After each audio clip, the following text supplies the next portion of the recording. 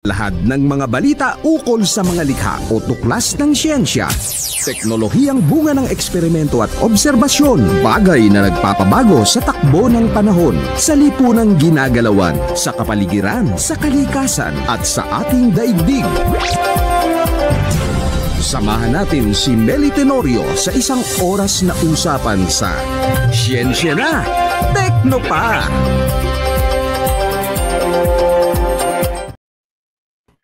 Okay, so muli po, magandang umaga Pilipinas at welcome po sa ating Siyensya na Tekno pa. Ayan, ang ating pong panauhin ngayon ay isa po sa magagaling na mga regional directors po ng Department of Science and Technology sa NCR. Wala pong iba kundi si Engineer Romelin Tresvalles. Siya po ang Regional Director po ng National Capital Region ng DOST. Okay? So ako po si Meli Tenorio at sana po samahan ninyo kami ni RD Tresvalles hanggang mamayang alas 12 ng tanghali. Okay? So marami kaming pag-uusapan sa araw na ito, sa umagang ito at ito po ay may kinalaman sa mga program, sa mga accomplishments po ng NCR. Ayan. Okay, so simulan na ho natin ang ating pong pakikipanayam kay RD Tresvalles. Magandang umaga, RD. Kamusta ka na po? Makaagham na umaga, Ma'am Meli. And of course, makaagham na umaga po sa lahat ng ating mga nanonood ng Siyensya na Tekno pa. So okay. Nice to be back here po. Yes, oo. Na-miss nga kita rito eh. Okay, last week po nagsimula itong parang project ng PIA at ng PCO. Ito pong kapihan sa Bagong Pilipinas. Okay. So lahat po ng mga RDs sa iba't ibang regions ay parang sabay-sabay po parang simultaneous yung inyong pag-feature sa inyo ng PIA at ng PCO. Okay, last week po ay nakapanayam ko si RD JC at ika nga doon po ay naipakita niya rin kung ano yung mga accomplishment nila, yung kung baga para sa insurance conception to hanggang sa pero okay, alam ko na bawat isa sa inyo napakarami ninyong mga output. Hindi ho ba ito mahirap para halimbawa sa iyo, ikaw isa ka yata sa pinakabatang RDs RD. Hindi ba challenging yung halimbawa sabay-sabay kayo na i-feature tapos sabay-sabay din na ipakita ninyo inyong mga accomplishment? Hindi naman po siguro. Ang kagandahan lang po nung inisyatibo na yon ng PIA at ng PCO, kailangan po talaga nalalaman ng ating mga kababayan lahat po ng mga programa na ginagawa ng gobyerno. And sa DOST, marami kami mga programa na ginagawa sa lahat ng ahensya ng DOST. At ang advokasya po talaga namin ay maipaalam sa ating mga kababayan kung paano na yung science, technology, and innovation ay makakatulong para po iangat yung antas ba ng ating quality of life natin, whether ikaw ba isang stakeholder na nasa business o ikaw man po ay partner natin na nasa local government units o kaya naman po yung mga partner po natin na nasa communities. Isa po yun sa inisyatibo natin para po mapakita paano ba pag nagkakatulong-tulungan, paano natin ma-attain yung ating mga adhikain para sa isang maunlad at sabi namin science, technology, and innovation-driven na Pilipinas. Ayun, tama, oo. Okay, pero RD, hindi ba, halimbawa, sabay-sabay kayo, na magkapareho ang inyong project? Kasi diyan naman parang tulungan di ba? Kunyari may project na gustong ipagawa ang kalihim, si Secretary Solidum. Parang lahat kayo gumagawa nito. So masasabi ba natin na ito ay parang tulungan? Hindi natin pwedeng sabihin na ito ay maaring parang pataasan ng kakayanan. Hindi ganoon. Okay. Hindi pero po. kung ikukumpara kasi ang NCR sa iba't ibang regions, parang ang NCR ay parang malawak ang inyong sakop ng mga taga-urban areas, di ba? So ano po Opo. ang inyong technology na ika nga nakakatulong talaga sa ating mga kababayan sa sakop ng NCR dahil nandiyan yung mga mayayaman, 'di ba? Mga businessmen, mga kung ano-ano pa. Anong challenge na hinaharap ninyo para ika nga mas maisagawa ninyo yung inyong mission vision, RD? Dito naman po kasi sa NCR, marami. Dito sa NCR, 25.4. Halos 25.4 of our MSMEs ay nandito po sa NCR. Pero kung titingnan natin, yung manufacturing sector talaga dito sa NCR ay halos hindi siya gano'n nakadami, bumababa siya kasi karamihan ay lumalabas na sa NCR yung mga manufacturing natin. Marahil Okay. dahil yung space ba, mas malawak kasi outside of NCR. And hence, tinitingnan namin ano pa yung ibang sektor na still science, STI anchored, technology anchored pa din na maaari pa rin nating matulungan dito po sa ating mga programa. Yun po yung isa siguro na pagkakaiba. Kagandahan naman din ay dito sa NCR, dahil nga medyo mature naman yung mga businesses na nandito sa atin sa National Capital Region. Although karamihan pa rin ng businesses na meron tayo dito sa NCR still ay nasa food. And then pangalawa po niyan yung mga nasa metals and engineering, yung mga nagpo-fabricate. So isa rin po yun na opportunity kasi itong tinitingnan namin na itong metals and engineering sector, ito po yung sector na nagsusuporta sa all the other sectors, yung pangangailangan ng all the other sectors. So ito po yung puwang para mas lalo nating mas strengthen o para mas lalo mapagtibay yung mga STI services o STI programs and initiatives na ating pong binibigay dito sa NCR. So ito pong dalawang sector na ito ay amin pong tinitingnan, and of course then pinapaigting namin ngayon yung aming partnership with the universities na meron tayo dito sa NCR na merong mga technology business incubator. So kami po ay parte nung tinatawag namin na TBI Consortia para po mas makita pa natin kung paano natin din mailalapit itong consortia nito, yung mga programa ng mga consortia, paano din siya makakasuporta doon sa mga development plans din ng mga local government units para lalo nating masuportahan yung mga technology-based startups natin in the region. Okay. RD, umuulan ba dyan? Umuulan dito sa ano? Hindi naman ikaw ba po. Nasa Laguna ka ba? Ngayon po, okay, nandito po ako sa Paranaque. alright. So, maintenance office namin ngayon, kaya dito muna tayo sa bahay. Okay. Malakas kasi baka narinig ang aking aso na kumakahol. Ako din mamaya kakahol ito. Okay, so kasama na natin si ASEC Dayan Ignacio. Good morning, Meli, and sa ating DOST NCR RD Rome. Sabi niya. Si RD Nancy Banto. Good morning, Ma'am Meli, RD Romes, and all listeners. Ayan. Thank you po sa inyong pag-asabay sa amin. Okay. Alam mo, natutuwa lang ako, RD, kasi ang NCR parang napakaraming mga companies. Pero sabi niyo para lumalabas na yung mga manufacturing. Bakit ganon? Pag sa ano po kasi, dito kasi sa NCR, syempre may limitations ka na on space. Pag they need to expand, meron po sa kanilang, marami kaming mga natulungan sa setup na lumilipat sila sa mga karatig.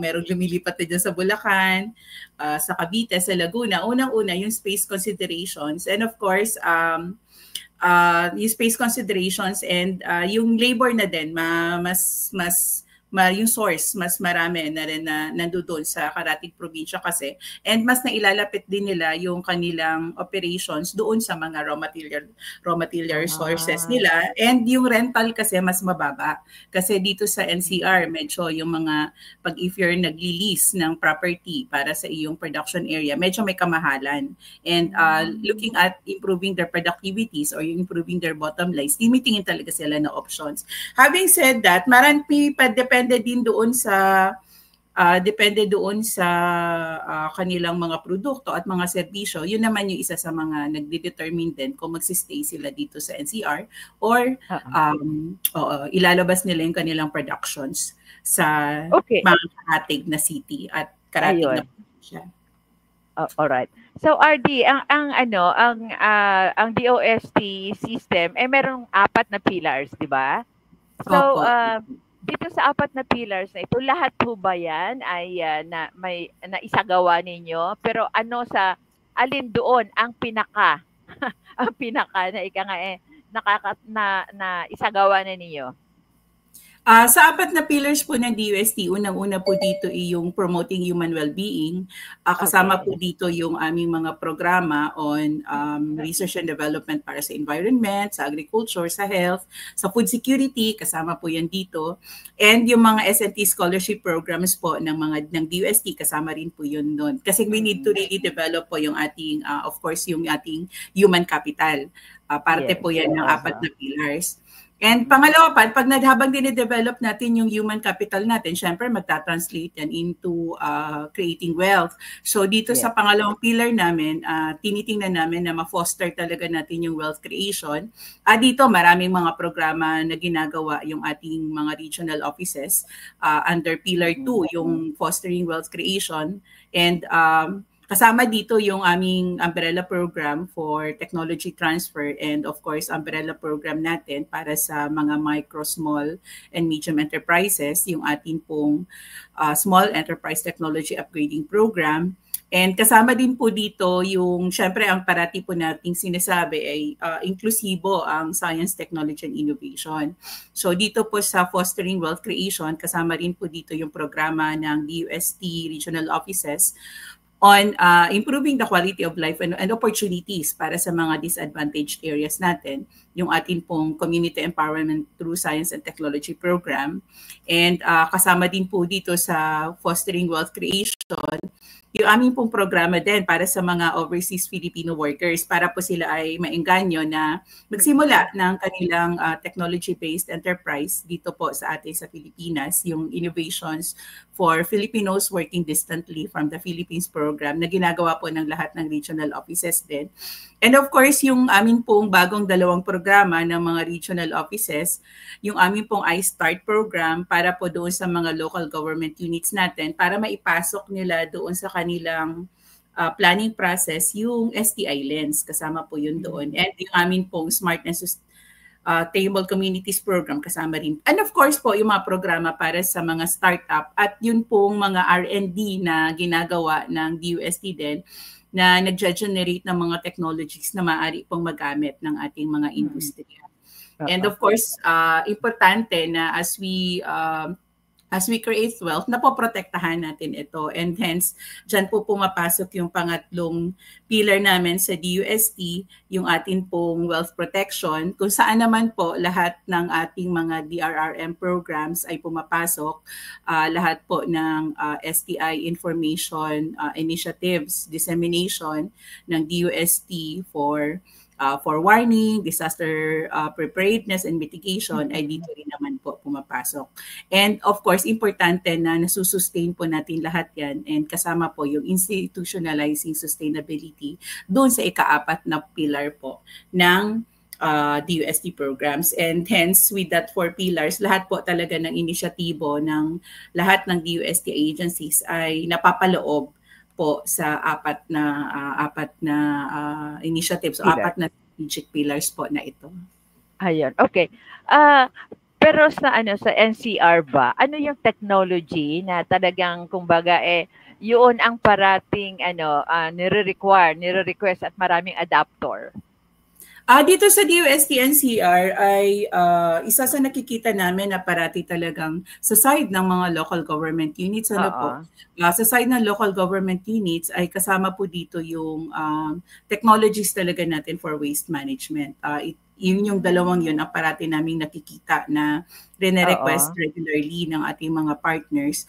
Ngayon ay pumapasok na din, may mga bagong technologies din na dinevelop ngayon ang MIRDC with support from DNR. Ito naman ay yung kanilang pang-harvest ng mga water lily natin na lumalabas diyan sa ating pong mga river systems dito sa NCR. So yun po yung pinaka waste management technologies po talaga ang nakikita namin na marami ang kumukuha dito sa National Capital Region. Pagdating naman po sa mga ating mga micro, small and medium enterprises, pangunahin pa rin po talaga yung food. So nakita namin na ang laki din yung isang setup assisted company namin na sa Marikina, si Arate Foods, laki ng naging growth niya simula nung nag-adapt siya ng mga FNRI food technologies na maaaring gamitin para sa mga inisyatibo ng gobyerno para sa improving nutrition ng ating pong mga kababayan. So halos yung dalawa po na yon. And of course po, yung mga technologies natin on DRRM, yan po ang mga tatlong nakikinita namin na parate na tinitingnan talaga natin both sa pag-supply ng technology and of course, pag-conduct ng pag-suporta in terms of capacity building ng ating mga partners, both in the industry sector and of course po doon sa ating mga partners na local government units. Okay, so RD, noong mag-celebrate kayo na ika-20th anniversary ninyo last year, ito bang nabanggit mo ang masasabi nating mga programa o proyekto ng DOST na nagkaroon ng pinakamalaki impact sa at benepisyo? Opo, sa ano po talaga simula? Yes po. Unang-una po talaga ay ang Small Enterprise Technology Upgrading Program. Ang laki po talaga ng naitulong nito sa ating mga partners from the micro, small, and medium enterprises sector. And tinitingnan din namin talaga itong setup namin as platform para kung saan mai-transfer namin yung mga technologies na generate din sa loob ng DOST system. And we appreciate the support din ng aming mga setup partners na in looking at kung ano yung mga technologies din na pwede nilang mailabas sa market through the Small Enterprise Technology Upgrading Program na din. And siguro yung isa pa, hindi akalain ng mga tao, Mameli, no, na yung Community Empowerment through Science and Technology Program ay applicable pala dito sa NCR. And pero nakikita po natin dito sa NCR parang meron tayong mga pockets of opportunities o pockets of areas kung saan malaki yung ating mga kababayan na nasa disadvantaged sectors. So malaki din po ang naging epekto nitong programa na ito. May mga areas dyan sa bandang Quezon City na medyo wala pang access to walang access to water o kaya minsan hirap din sa access to electricity. So with the programs that we have, nakatulong din po tayo doon, especially yung kanilang water access and programs nila on DRRM. Having said that, ang isang opportunity din po talaga na na aming tinitingnan ngayon dito sa NCR dahil nga po mature po ang mga MSMEs dito, yung mga business sector dito. So ito yung pagkakataon din to look into really how do we usher them galing sa mga semi-mechanized operations towards operations using technologies mapapunta po man doon sa kanilang business processes o kaya doon sa kanilang production operations that are geared towards Industry 3 and Industry 4 technologies. Ayun. Okay. Alam mo, napakarami ninyong mga ginagawa at nakikita naman natin na lahat ng tao parang aware sa tulong ninyo at kayo ay nilalapitan. Pero pag sinabi natin na halimbawa dito sa lalo na kung tag-ulan, di ba? May MOCOV kayo before, di ba? Na isang technology para makatulong sa ating mga kababayan kapag merong mga disaster na nangyayari sa ating kapaligiran.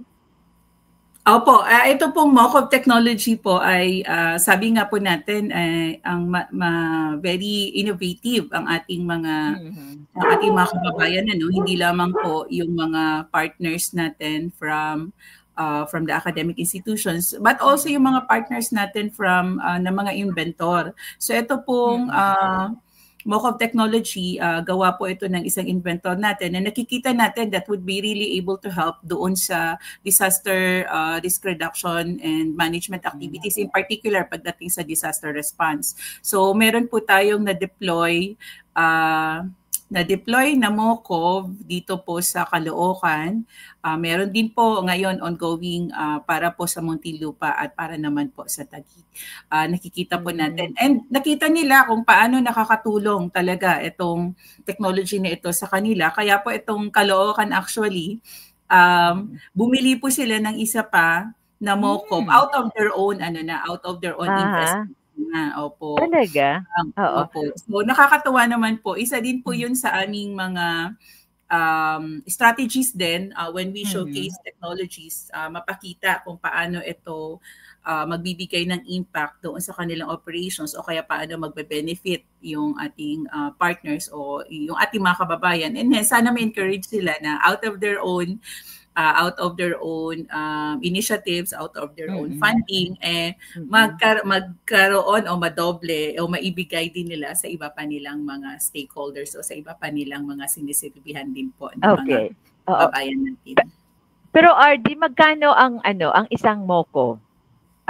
Yun lang po, medyo may kamahalan lang po ng konti ang isang MOCOV. Okay. Nasa 17, umaabot po ito ng 17 million. Ngayon po nag-upgrade sila, so may konting, expect kami na konting taas ng, medyo tinataasan nila yung specifications ngayon. May mga, yung bagong version ay nagkakaroon ng bagong features. So yun pong bagong version yung nadagdagan din sa 17 million. Okay. Kasama natin si Director Elsa Chan. Hi, Director. Kamusta po kayo? Tsaka si Elena Dulay. Sabi niya, good morning po. Kahit umuulan, Ma'am Meli and Engineer Tres Valles. Ayan. Good morning, Ma'am Elsa. Good morning po. Gaano kalaki, gaano kalawak ang sakop ninyo dito sa NCR? Meron di ba kayong mga PSTO o dyan, offices? Opo, thank you for asking that, Ma'am Meli. Para po mailapit natin yung ating mga serbisyo natin dito sa buong Kamaynilaan, meron po kaming apat na, hinati namin ang buong Maynila sa apat na, ang tawag namin ay Clustered Area SNT Office. Ito pong Clustered Area SNT Office o ang tawag namin ay CASTO, equivalent po ito ng mga Provincial Science and Technology Office. Okay, okay. So cluster pa lang ang tawag. Oh, yes po. Yung meron po tayong Kamanava. So, magkakasama po dito si Caloocan, Malabon, Napotas, at Valenzuela. Sa pagkakaalam ko po, yung ibang ahensya ng gobyerno, isang grupo din yung Kamanava. Meron din po tayo ng tinatawag namin na pamamason. Kasama po dito ang Pasay, Manila, Makati, and Quezon City. Sa Kamanava, ang opisina namin ay nasa Malabon City Polytechnic Institute. So nagpapasalamat po kami sa lahat po ng partners namin from local government units na hino-host po yung aming pong opisina. So sa Kamanava po, nasa City of Malabon Polytechnic Institute po kami. Dito naman po sa Pamamason, Pasay, Manila, Makati, and Quezon City, meron po kami dalawang opisina dito. Ang isa po ay nasa Pisay, nasa loob po ng Pisay compound. At ang isa naman po ay nandito po sa compound naman po ng IRIS dito po sa May Santa Mesa. So yung host naman po namin dito ay academic institution po. Dito naman po sa lugar ng tawag namin ay Pamamarisan, kasama po dito yung Pasig, Marikina, Mandaluyong, and San Juan. Meron din po kaming dalawang opisina po dito. Yung isa po ay nasa Marikina, doon po sa Marikina Polytechnic College. Hino-host din po kami ng MPC doon. And meron din po kami dito sa Mandaluyong sa RTU po, sa Rizal Technological University. Din po nila kailangan. And ang huli po naming cluster ay yung tinatawag naman na Muntaparlas, Muntinlupa, Taguig, Pateros, Parañaque, at Las Piñas. Ito naman po yung opisina namin dito ay nasa Muntinlupa City Technological Institute. So partner naman po din ang LGU ng Muntinlupa. Sila naman po ang nag-host sa amin. Meron din po kami iba pang mga partnership with the local government units that we are working out. So meron po kami with Quezon City, and hopefully soon may launch namin yung mga parang mini innovation hubs that we are having with local government units as well. Ayun. Okay. NCR, marami mga eskwelahan, magaganda mga paaralan, mga universidad. Kung pag-uusapan po natin yung mga scholars ninyo o ang mga scholarship, marami ba ang bulk ng mga scholars mula sa NCR kung ikukumpara natin sa iba't ibang mga region? Medyo wala po akong data, Ma'am Meli, pagdating po sa scholarship. Ano po, kasi pagdating po dito sa NCR ay yan po ay minamanage ng ating pong Science Education Institute. Pagdating sa mga scholarship programs, ito po sa NCR. But yung other regional po offices po natin are really supporting lahat po ng activities ng scholarship programs ng SEI po doon sa kanilang mga regions. At kami naman po to also contribute dito sa inisyatibo na to ng DUST, yung ating po scholarship program. Ang ginagawa po namin ay more on promotional activities. Nagra-round po kami sa mga atin pong mga high schools dito po sa NCR to promote the scholarship programs ng DUST. And yung isa din po namin inisyatibo on this is nagkakandak ng review classes. Katatapos lang ng mga series ng review classes na ginawa namin para dito po sa ating mga estudyante na nasa high school, para ma-encourage sila at mag-prepare sila doon po sa entrance exam ng SEI entrance exam, competitive exam for the scholarship ng SEI. So lahat po ng clusters namin, every Saturday and Sunday po yun, na ang partner namin sa paggawa ng review classes ay yun po naman pong mga scholars natin sa UPLB Scholars Association. Bukod din po doon, may mga partnerships kami with, for example, dito po yung amin pong Pamamason Cluster. May partnership sila with Philippine Science High School. Ang ginawa po natin, dahil nga syempre habang binibuild din natin yung STI competence ng ibang mga public schools, kailangan din nila ng tulong doon. So ito pong amin pong Pamamason Cluster, may partnership silang facilitate between Philippine Science High School po, main campus, at yung isa sa mga partners namin dito naman sa Makati. So yung isang eskwelahan po doon ay tinulungan ngayon, Makati Science actually, tinulungan ngayon ng Philippine Science High School para magkaroon ng training activities ngayon doon sa kanilang mga teachers. So we are looking at duplicating some of these initiatives doon naman po sa iba pang cluster. So meron part din po actually ng mga activities namin on enhancing yung interest ng ating mga high school students on STEM careers ay yung mga capacity building activities na ito. So may partnership din po kami dyan with Pasig City sa Division Office ng Pasig at sa LGU ng Pasig City, and sa Taguig City na on similar capacity building activities for teachers and students. Ayun. Okay. RD, parang nakakatuwa na ikaw, produkto ka rin ng Science High School, di ba? Opo. Sa Pisay ka rin ba? Ayun, okay. Opo. So, pag nagsasama-sama kayo na mga produkto nitong Philippine Science High School, nagkakaroon ba kayo ng ng maigting na adhikain na sana mas marami pa ang sumunod sa inyo? May mga activities po ang amin pong alumni association, and of course yung amin pong batch din that helps into looking into paano din makakatulong at makakapagbigay ng suporta doon sa mga estudyante na meron natin ngayon sa Philippine Science High School. So may mga batch projects po na tinatawag ang bawat batch ng mga alumni po ng Philippine Science High School. Okay, kasama natin si Laila Rose Taginod. Good morning po.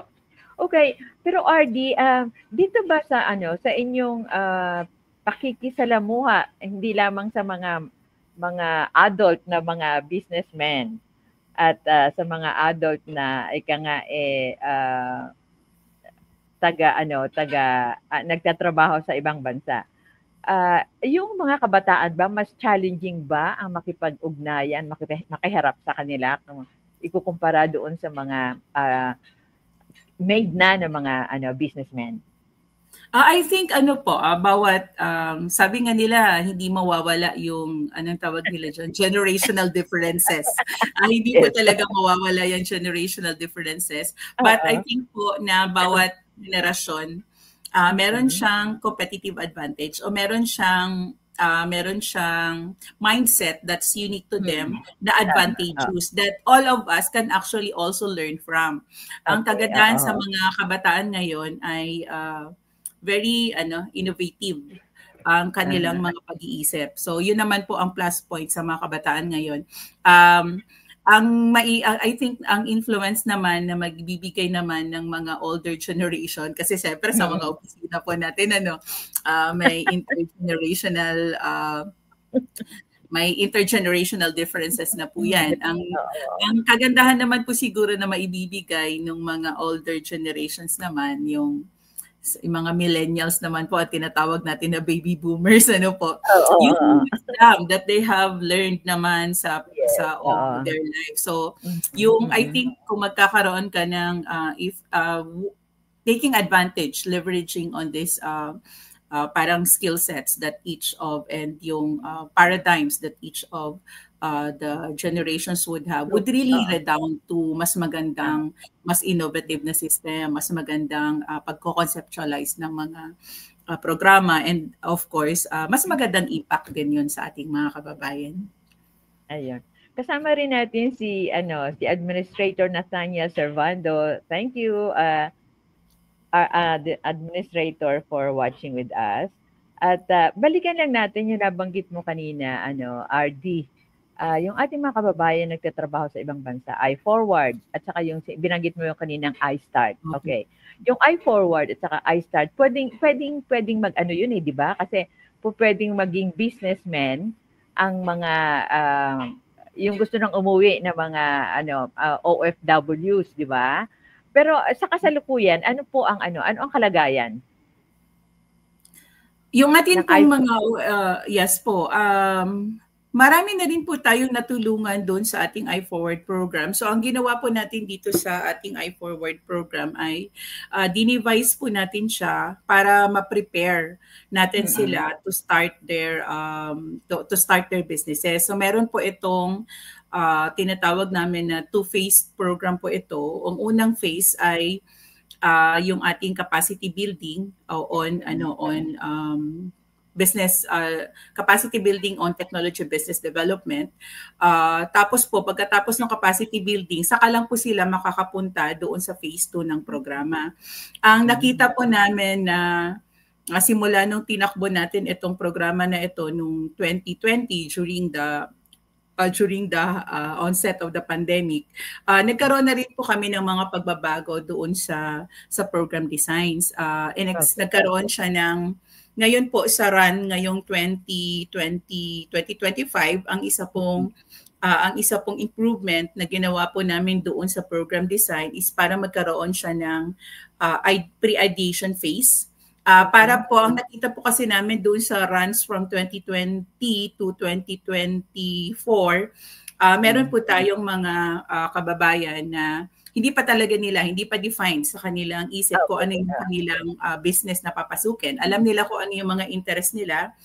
Marami silang naiisip na kung potential produkto or potential services, pero kailangan kasing i-refine itong mga to para makita saan mo ba ibebenta, ano yung pinaka-potential target market mo, ano yung pagkakaiba ng iyong produkto sa produkto that are already available in the market. And with the pre-ideation phase na ginagawa natin in partnership with yung ating pong yung technology business incubators through doon po sa aming consortia ng TBIs dito sa NCR, nare-refine po yung kanilang business idea doon, yung kanilang product idea. Para pagpasok nila doon sa core business development sessions na meron na doon tinitingnan na paano mo gagawin yung product costing mo, ano yung magiging operations requirements mo, ano yung mga kailangan mong regulations that you have to comply with, mapa-CT man po yan o mapa-kay BIR o kung man po ay nasa food, paano mo aayusin yung pinakabuong proseso. Mas madali na sa kanila pagka nanggaling sila doon sa iTration. Pero meron naman po talaga na handa na. Kaya po tinitingnan din namin ngayon na yung ginagawa namin ngayon ay titingnan namin ano pang parang 3 tracks na pwede nilang pasukin pagka ikaw ay parang baby at kailangan mo ng mas mababang alagaan. Dito ka papasok sa track na ito. Pag ikaw naman ay mas mature na, defined na yung product ideas, may nasimulan ka na actually, doon sa kabilang track ka naman po papasok. And ang naging inisyatibo din po ngayong taon ay tinaasan po natin yung funding support na binibigay.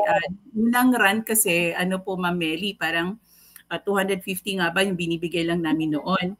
Okay. Ngayon po ay 500, maximum of 500,000 ito. Okay. Pero RD, ano ito? Parang setup din ba yan? Kaya lang ito ay setup din po.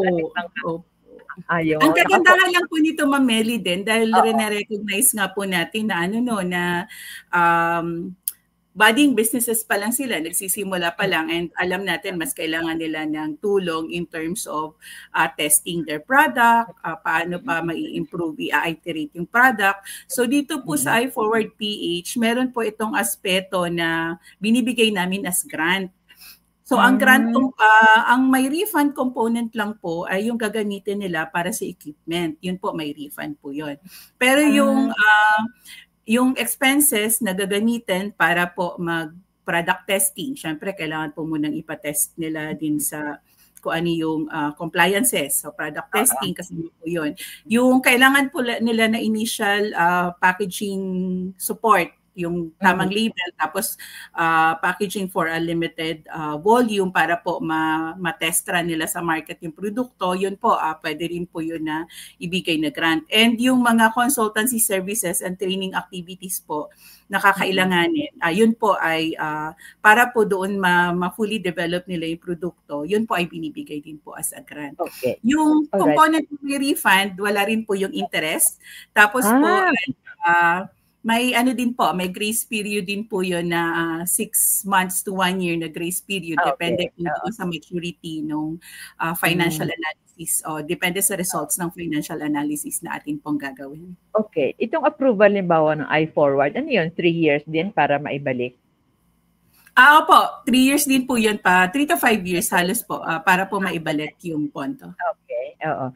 Okay. So sila ay po pwede silang makipag-ugnayan sa inyo kaagad kahit na nasa abroad pa sila? Yes po, kahit po nasa abroad pa sila. Ang ginawa po natin dito sa programa na ito ay pwede po kasi na yung immediate family member. Kasi ang nakita po namin, pagka may immediate family member na nakasuporta doon sa atin pong iForward partner, kasi ang talaga pong nag-a-apply ay yung yung ating pong OFW. Pag meron po silang katulungan na family nila doon dito sa Pilipinas, mas nakita po namin doon sa mga natulungan namin sa NCR, mas naging sustainable po. Kasi yung either yung asawa o yung mga anak, sila yung tumutulong po talaga sa pag-operate ng business nila. Okay, kung ikukumpara natin, RD, itong iForward na ito sa setup, dahil ito ay nagsimula pa lamang ng 2020, di ba? Nakikita ba ninyo yung problem? Or wala bang problem kagaya ng mga na-encounter ninyong problems nung sa setup dito sa iForward? Well, meron din po, Ma'am Meli. So I'll be honest, meron po din meron po talaga din kami nakikinita. Unang-una po nga, dahil yung opportunities kasi pa rin talaga abroad, syempre mas malaki talaga siya pagbabalik ka dito sa Pilipinas and then you start your own business, syempre magsisimula ka. So pag magsisimula ka, you have to tighten your belt talaga dyan dahil lahat ng extra mong kita, you have to pour it back to the business talaga. And of course, and yung tawag mo dito, yung level of comfort mo would have to also adjust kasi nagsisimula ka ulit ng business mo. And meron po kami na-encounter na ganyan na yung iba po talaga bumabalik. Kaya po yung isang parang tawag natin na mitigating factor na aming tinitingnan is really yung support that yung OFW gets from yung sa kanyang immediate family members. Kasi po yung mga immediate family members po talaga ang nagpapatakbo ng business dito sa Pilipinas. Yes. Kaya po yung isa, nandoon siya sa abroad pero dito siya nagpo-produce. Yung ating pong OFW owner o yung OFW partner po natin, doon niya binamarket actually sa labas ng bansa. Doon niya binamarket sa Dubai. Doon niya binamarket yung produkto. Pero dito ginagawa. So yung gumagawa po dito, yung kanya pong anak. So yun po yung nagpapadala nung naayos dito ng anak. Yung dinadala doon sa abroad yung produkto. Yung isa naman po, sila Sir Richard, I think yung isa naman niyang kapatid ang nag-aayos naman, tumutulong doon sa pag-produce. At yung anak na rin, yun yung tumutulong sa pag-produce dito sa Pilipinas. Tapos binibigay, pinapadala doon sa abroad nila minamarket. So importante yung yung support ng pamilya para maging sustainable yung ini-start nila na businesses po dito. Okay. Yung STEM, anong ginagawa ninyo para mas maraming mga kabataan ang tumatahak dito sa direksyon na ito ng STEM? Kasi nakikita nila 'di ba? Lahat ng mga DOST ay parang hindi lang technical, hindi lang makaagham, hindi lang makateknolohiya, kundi popular na siya. Ibig sabihin, naiintindihan na nila, naunawaan nila. Pero kung titingnan natin, halimbawa, 3 years before at ngayon, makikita ba ninyo na yung inyong effort na ipalaganapin, halimbawa, yung kaalaman sa siyensya at teknolohiya ay successful? RD? Yes naman po, Ma'am Meli. Siguro yung unang-una ay in terms of awareness, tumataas po talaga ang awareness ng ating public on how science, technology, and innovation impacts on doon po sa kanila pang araw-araw na buhay. Having said that, patuloy pa rin po talaga yung ating pong promotional initiatives and o capacity building initiatives. And magagawa lang naman din po natin ito pagka may strong partnership din with DepEd, with local government units, with the media, kasi po kayo ang katulong namin talaga in yung para ilabas yung mga informasyon na ito. So dahan-dahan po ginagawa po namin through with DepEd really and yung local government units kasi they support yung local government units dito sa NCR. Nagpo-provide din sila minsan ng support funding, nagpo-provide or counterpart in terms of even the venues kung saan natin pwedeng gawin yung ating mga STI promotional activities. Kasama po dito yung mga contest actually that we do. May mga contest po kami sa robotics, may mga contest po kami sa SNT Trivia para ma-raise yung awareness. And of course, may mga programa din po ang amin pong NAST and NRCP that would help then promote itong pong interest sa STEM. So, nagpa-partner din po kami din sa kanila gaya po nung sa pag meron po kaming promotional activity, we tap yung mga balik scientists natin as speakers para ma-encourage po yung ayan, okay. Alright. STEM courses, of course, go into technopreneurship. Kasama din po dito, of course, Ma'am Meli, yung mga nakikita din po namin na yung ating mga startups na they were able to graduate from the TBI and start their own businesses. Amin po silang ginagawang parang mga poster partners to help us promote and to help us encourage yung ating pong mga kabataan to go into is to STEM courses in technopreneurship. Alright. Puntahan lang natin yung robotics at saka AI kasi sumusuporta din kayo sa itong Colegio de Muntinlupa. Opo. Oo. So kasi meron akong mga na-interview na bata, 8 years old pa lamang nakagawa na siya nung robots out of Lego. So ibig sabihin, yung interest ngayon ng mga bata pa yan. I mean, hindi pa siya graduate ng elementary, pero nakakagawa. Kung halimbawa, ano kaya pa ang mas mabuting maitutulong ng NCR sa mga ganitong mga batang, tawagin natin silang henyo, para mas lalo ma-develop yung kanilang interest? Opo, bukod po doon sa yung na-mention ko po kanina na we support yung expositions and a contest na related po dito. Nagsiset up po tayo ngayon ng tinatawag po natin na innovation hubs.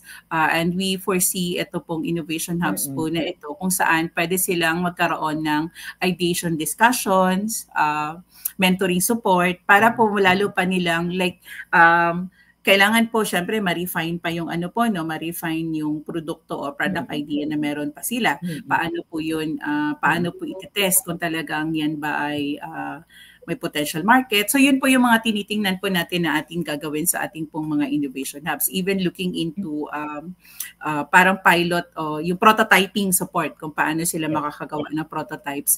And siguro, Mameli, importante din dito sa aspeto kasi na to, yung magkaroon sila ng mga kausap, makakausap na kung saan sila makapagpalitan ng opinion, with the mentors natin that would have the advantage of experience, makakapagbigay ng guidance. So these are the activities that we are looking into doing doon po sa ating po mga innovation hubs na meron po tayo sa bawat cluster office po.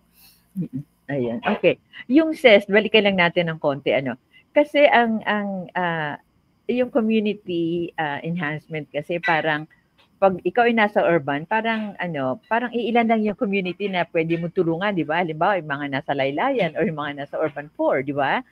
Pero yung pag sinabi kasi natin mga community sa ibang region, nandun ka agad yung halimbawa, disaster, may dumating na bagyo. After that, yung mga komunidad laylay na naman sila, di ba? Pero dito sa atin, sa NCR, yung nasasakupan ng NCR DOST, ano usually, alam ko nanalo kayo, when was the last time na nanalo ang NCR sa CES? Hindi 2024, di gano'n sila mga sa 2020. 2023 po, yun po, yung, opo. Ayun, 2023. Okay. So ano ba yung kumbaga, ano yung parang ibinibigay ninyo sa mga community na nangangailangan ng inyong tulong para ma-revive naman yung kanilang sigla sa kanilang pamumuhay? Opo. So doon sa amin pong Community Empowerment through Science and Technology Program, gaya nga po na nasabi po ninyo kanina, hindi natin akalain na meron din pala dito sa NCR niyan. Pero pagka nag-ikot-ikot tayo, makikita natin na marami-rami din po yung portion na yan na nangangailangan talaga ng tulong. Yun naman pong ating Community Empowerment through Science and Technology Program, meron po itong ang unang-unang portion po sa pag-implement nitong programa na to ay tinatawag namin na Community Needs Assessment. Doon po sa Community Needs Assessment, tinitingnan po natin yung kanilang, ano ba yung mga aspirations din nila at ano yung current status nila, and therefore ano yung challenges para makarating doon sa kanilang aspirations. Dito sa Community Needs Assessment na ginagawa natin, tinitingnan natin yung estado doon sa 5 pong aspeto, yung tinatawag namin na SNT intervention entry areas po ng assess program. So kasama po dyan yung sa enterprise development, kasama po yung sa health and nutrition, kasama po yung sa human resource development, and of course po kasama yung disaster and climate change adaptation, and of course yung environmental protection. So yun po yung 5 aspeto pa rin po na ating tinitingnan. Pagdating sa enterprise development, ang nakikita po namin na isa sa mga success factors na para makita na nagiging sustainable po yung aming initiatives pagka sa CEST ay meron po talaga kaming partner din in the community. Hindi lamang po yung local government units, but yung other development partners, mga civil society organizations po na nakakatuwang. Kasi yung limited naman of course po yung pwedeng ibigay na suporta ng DOST. Kunyari sa enterprise development, limited yan sa equipment. Pero if you're running a community-based enterprise, importante yung values formation, yung organizational development, organizational management, importante yung mga factors po yun para maging sustainable yung ating initiatibo. And And yan po ay naibibigay ng ating mga partners na mga CSO. So yun po yung isa sa mga nakikita namin when we do community needs assessment, kung paano ipaprioritize yung interventions o yung tulong na ating pong ibibigay doon sa communities po natin. Okay. Dito sa inyo ika-20th anniversary, RD, meron ba, lahat ho ba ng mga success na isagawa ninyo, lahat ng mga technologies na inyong maraming adapter, ito ba naka-record? Ano po ang ginagawa ninyo para lahat po ng inyong mga accomplishments ay at the tip of your fingers ay pwede nyong balikan kaagad?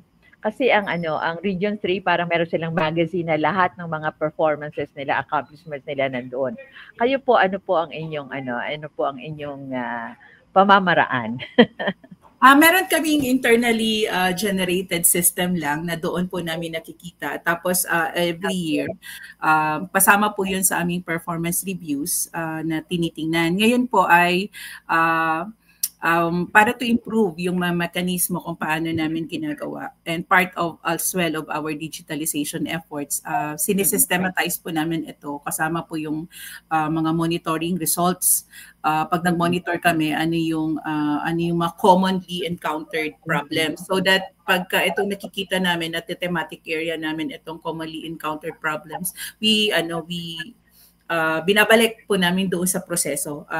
Kunyari sa those areas na nakikita namin that would contribute both to the success and both to the potential difficulties na may encounter, na para na-mitigate po siya sa simula pa lang. So meron kami system na ginagawa to be able to put it back doon sa buong process of evaluation. And siguro may share ko din, Ma'am Meli, meron kaming isang ginagawang project ngayon, yung amin pong Tech Grow, which is an expansion of our ginagawa ng regional offices na receiving office for the issuance of fairness opinion assessment. Isa doon sa mga deliverables that we are looking at doon sa Tech Grow program is parang of the technologies that we deployed, yung actual use and actual feedback from doon sa ating mga technology takers, para yung mga, and as well as yung recommendations nila on further refining the technology, para yun po ay mai-feedback din natin sa feedback loop pabalik po sa ating mga technology takers. Ayun, oo. Very good. So, yung smart cities, kasi siyempre pag urban, mga smart cities na yan, di ba? Pero, pwede bang i-explain mo pa rin kung meron pa rin bang mga cities dito sa NCR na kailangan pa rin nila maging smart? Ang kagandahan naman po dito sa NCR, no po, yung mga, sabi yung kanina, the same with businesses, kung saan sila mature, kung saan mature yung mga businesses, yung mga ating pong mga local government units din dito are also mature local government units, and they already have their own initiatives on smart and sustainable. Pero tinitingnan kasi natin yung lens ng smart and sustainable communities na maaaring iba-iba, yung levels ng kanilang readiness and adoption. And doon sa ating smart and sustainable communities program, ang ginagawa po natin dito with the series of FGDs and the series of needs assessment, mai-align natin din yung challenges and yung plans and development plans that the city has towards smart and sustainable, and kung ano ngayon yung support technologies that they would need. Tinitingnan din kasi namin itong Smart and Sustainable Communities program natin as a platform also kung saan pwede nating makita ano yung available technologies already in the DUST that would answer their needs, at ano pa yung mga technologies that we would be able to help them develop. And of course, incorporating po yung paggamit ng data para doon sa informed decision making ng ating pong mga partner local government units. So dito po sa NCR ay tinatay up po namin ang implementation nitong Smart and Sustainable Communities Program with the implementation naman po ng ating innovation, yung ating iStart or Innovation, Science and Technology driven na planning po doon sa ating pong for regional development doon sa ating mga local government units. So pinagsasama po namin itong iStart and SSC para naka-embed doon sa planning lens nung local government units yung milestones papunta doon sa smart and sustainable communities. Ayun. Okay. So saan dito pumapasok yung AI? Yung AI naman po, unang-una siguro ay data analysis, and then yung AI, it can have possible applications doon sa kanilang traffic management. It can have applications po for the RRM. So marami pong potential applications when it comes to AI dito po, especially dito sa NCR kasi yung mga yung atin pong mga support facilities naman ay nandito din, and yung yung mga local government units would actually already have their own infrastructure na tinitingnan.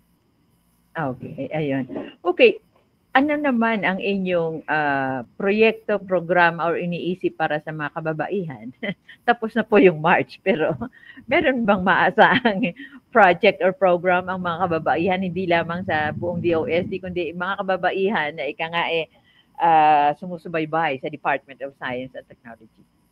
Parte po ng aming programa para sa kababaihan ay yung aming community-based programs. Yun po yung isa kung saan isa sa priorities na tinutulungan natin under community-based programs ay yun atin pong women-led organizations in the communities. And meron pong isang ginawa ang DOST Region 5, yung kanilang iWomen project, kung saan po nagbibigay ng parang focused support, innovation support doon po sa ating pong mga women enterprises.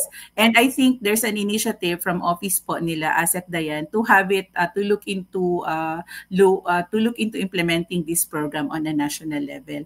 And doon naman po sa aspeto naman ng supporting yung atin pong mga women-led startups. Meron pong in partnership with the Philippine Council for Industry, Energy, and Emerging Technologies, R&D po natin.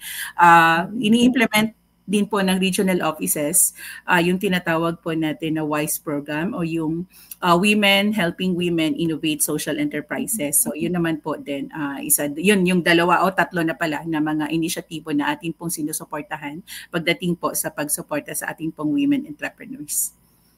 Okay. Meron bang, ang NCR ba, merong lugar na mapagkukunan natin ng fiber para sa PTRI at saka mga kakahuyan na lugar? Sa NCR po, wala na actually. Pero ngayon, may initiative po ang PTRI na tinitingnan nila pagdating sa water hyacinth. Kasi yan po talaga ang fiber na medyo marami-rami na meron tayong makukuha dito po sa NCR. In support of that po, actually, ay may mga partnerships na kami with local government units that looks into yung paggamit nila, pag-value add nila doon po sa water hyacinth na kanilang harvest. So yan po ay with meron kami pong project with Muntinlupa City. Muntinlupa City LGU kung saan natin sinusuportahan natin sila doon sa product development ng kanilang mga water lily based products at pag-process ng kanilang water lily based products.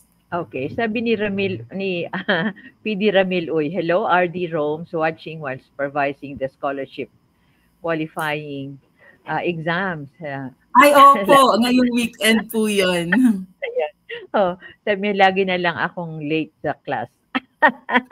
Di bali, masipag ka kasi. Ay, Sir Ramil. Yeah, okay. Isa po yan sa ating mga pinakamasipag na advocate for S&T scholars. Ayun, oo nga eh.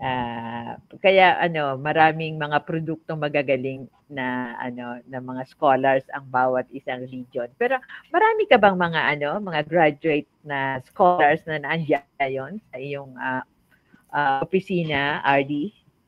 Meron po, gaya po si Oka, yung atin pong cluster director for, yung ating pong cluster director sa Okay, so Pamamarisan, si Oscar Sevilla, isa rin po siyang DUST scholar. Okay.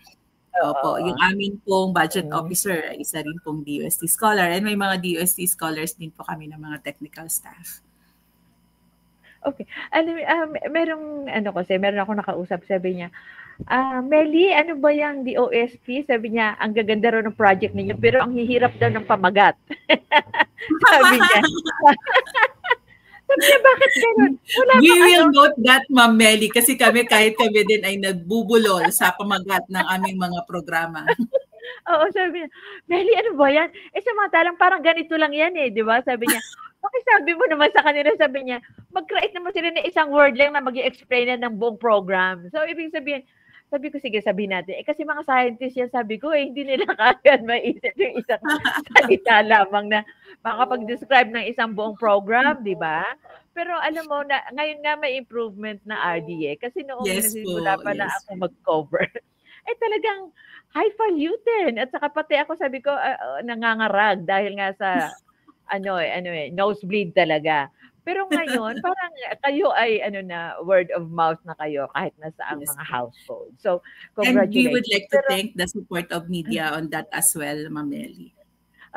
Pero alam mo, dapat pa rin talaga na pigain pa rin ninyo para para maging di ba? Para yung pangkaraniwang nanay sabi niya, ay, gano'n pala yun, di ba? Hindi yung magtatanong pa sa anak na college o kaya sa mga kaibigan, ano bang ibig sabihin nito? Bakit ganon? So, ayun, siguro habang nandiyan pa si Secretary, Solidum, pwede ninyong pag-usapan yan, di ba? Para sa lahat ng ng DOST system. Si Secretary po ay very good communicator, kaya nasisimplify niya pag kanyang ine-explain. Ayan. Kaya nakakatuwa lang kasi parang nakikita namin na, talagang may paruroonan talaga kung ang sinasabi natin ay simplification at popularization ng mga bagay-bagay mula sa DOST. Okay, so ano pang maaari nating asahan, RD, sa mga darating na panahon mula diyan sa NCR na maaring abangan ng ating mga kababayan? So patuloy po namin palalawagin po ng Ma'am Meli yung aming suporta po sa lahat ng sektor, and isa sa mga priority areas na tinitingnan talaga namin is itatawid natin towards Industry 3 and Industry 4 yung atin pong mga partner stakeholders, and we will be leveraging on the new programs and thus the new R&D programs as well as the new capacity building programs that the whole DUST is rolling out. And kami rin, we are establishing our own partnerships doon po sa amin pong academic institutions that would help us implement ito pong amin pong digitalization initiatives din para po sa atin pong mga stakeholders. Patuloy pa rin namin, Ma'am Meli, na titingnan na sabi na parati namin sinasabi, yung STI is inclusive. And gaya nga po ng yung aming programa dito sa DUST NCR, which we dubbed as Science Beyond Borders. STI will go beyond doon sa usual naming partners na MSMEs. We will go into doon sa communities and further expanding the support that we could have, leveraging on the expertise of the whole DUST system and leveraging on our partnerships with academic institutions as well sa loob at sa labas ng DUST at sa local government units. Patuloy po namin pagpapalawagin itong partnerships na ito para po doon sa ating impactful STI initiatives. Ayun. Okay. Sabi ni Elena Dulay, totoo po iyan. Nakakahiya po kasing mag-comment. Mabuti po at naipaliwanag niyo sa Tagalog. Thank you po. Nahihiya siya mag-comment kasi English nga at saka scientific. So ayan. RD, dapat siguro this kung magkakaroon kayo ng press con, pag-usapan natin 'yan, di ba? Ibig sabihin. Para mas malawak mas malawak ang maabot ng inyong mission vision. Okay, napakarami ko nang nalaman. So maraming salamat, RD, at marami ka na rin nasabi, pero anong gusto mong sabihin? Umuulan ngayon dito, although dyan sa Parañaque ay hindi. Ano po Hindi ang po. pwede niyong iwanang one-liner para sa ating mga... Stay safe po sa lahat. Yun yung una kasi umulan. But we are, andito lang po ang DUST, NCR and DUST system to give STI, to help you with your STI needs and to give impactful programs. So we are just a message away. So meron po kaming Facebook Messenger o Facebook page. Puntahan lang po natin yan kung ano po ang inyong mga kailanganin. And we will try our best to give the service, give the advice. And or kung hindi man kami ang tamang ahensya para doon, ay ililink po namin kayo sa tamang ahensya o kaya tamang organisasyon. So DUST National Capital Region po ang aming pong Facebook page. Okay. So naandiyan si Administrator Servando. Administrator, may bagyo ba? Okay. Umuulan dito eh. Alright, sa mga kaibigan, inyo pong napanood si DOST NCR RD Romelin Tresvalles at palagay ko po marami kayong nakuhang impormasyon at sabi nga niya maaari kayong pumatok sa kanila mga pages o kaya pwede kayo pumunta sa kanila opisina, sa Bikutan din, di ba? At Yes, doon po maaari kayo makipagtalaktakan kay RD Tresvalles or sa kanya mga staff. Okay, so maraming salamat mga kaibigan. Mag-ingat kayo kung kayo po ay nasa lugar na umuulan. Kung hindi naman po ay enjoy ninyo, wag lamang masyado mainit. Okay? So thank you RD Tresvalles at muli mga kaibigan, ako si Meli Tenorio hanggang sa Lunes po sa isa nating palatuntunan din ng Usapang Bayan. Bye! Sumainyo ang